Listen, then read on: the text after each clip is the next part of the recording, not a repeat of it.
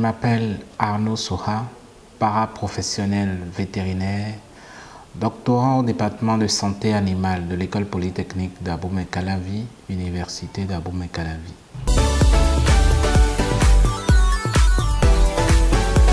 C'est une maladie hautement transmissible à l'homme, foudroyante.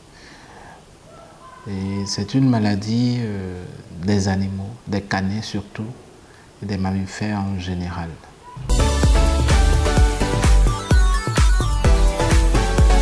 Nous avons deux types de rage. La forme foudroyante qui se manifeste souvent par des troubles céphaliques. L'animal est agressif, il est prostré, il fuit son entourage, il fuit l'eau. Dans la majeure partie du temps, c'est l'agressivité qui est vraiment remarquable. Et ce qui débouche souvent sur des troubles neurologiques. Et l'animal finit par se paralyser et la mort s'ensuit. La deuxième forme, c'est la forme muette. Elle se caractérise par une légère hyperthermie. L'animal se cache et ça se passe au bout de 72 heures. Au bout de quelques heures, l'animal est paralysé d'un seul coup. Il bave énormément, la mâchoire est paralysée. Il a du mal à s'alimenter et la mort s'ensuit au bout de 72 heures.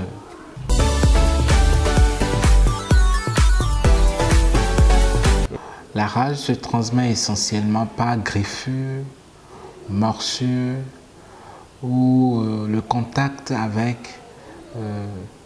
disons, la salive infectée d'un animal atteint de la rage.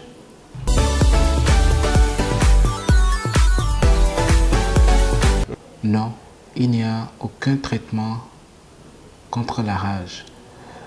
Mais par ailleurs, il y a des méthodes pour prévenir la rage, c'est-à-dire la vaccination. Il faut vacciner les animaux contre la rage dès l'âge de 12 semaines révolues, c'est-à-dire 3 mois d'âge, et renouveler chaque année dans les délais requis par le vétérinaire traitant.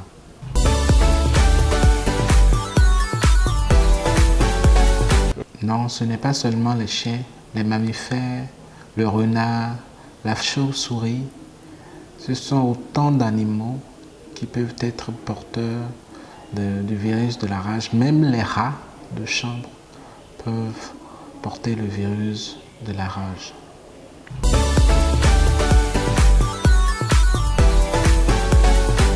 La rage se transmet allumée par griffure, morsure ou contact avec la salive infectée d'un chien atteint de la rage.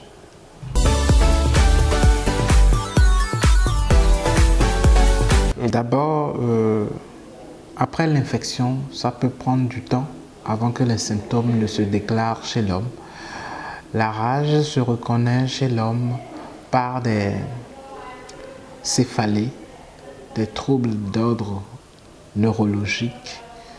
La personne a souvent mal à la tête, a le corps chaud. Il y a des troubles neurologiques, c'est-à-dire le système nerveux central est atteint. Et au fur et à mesure que le virus migre vers le cerveau, plus les troubles sont accentués. L'individu a souvent mal à la partie où l'animal l'a mordu. Donc, ce sont essentiellement les différents symptômes que vous pouvez voir chez un individu atteint. Au bout d'un certain moment, dès que le virus atteint le cerveau, la personne développe des aptitudes et des attitudes bizarres, c'est-à-dire peu cohérentes. La personne est agressive et vers la fin, à la phase terminale, il aboie carrément. Et il n'y a aucun traitement contre la rage humaine.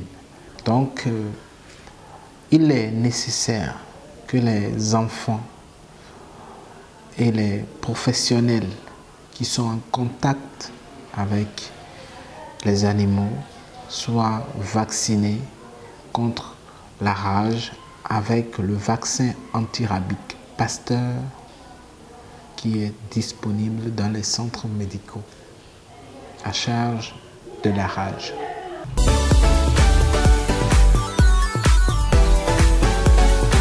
À la population, je voudrais dire la vaccination contre la rage canine sur le territoire béninois ne dépasse pas 6 000 francs CFA.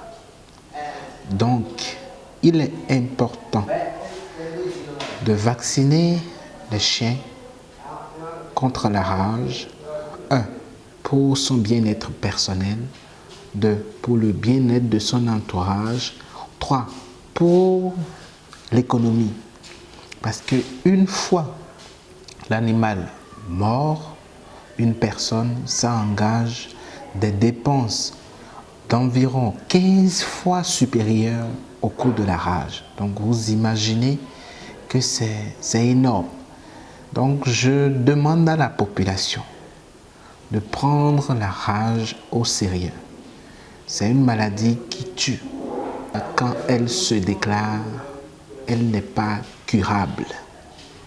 Il faut prendre les taureaux par les cornes avant que ça ne soit trop tard. Donc, je demande aux populations de faire diligence et de vacciner leurs chiens en âge d'être vaccinés afin de garantir, afin de se protéger et de protéger leur entourage comme ce fléau foudroyant et fatal.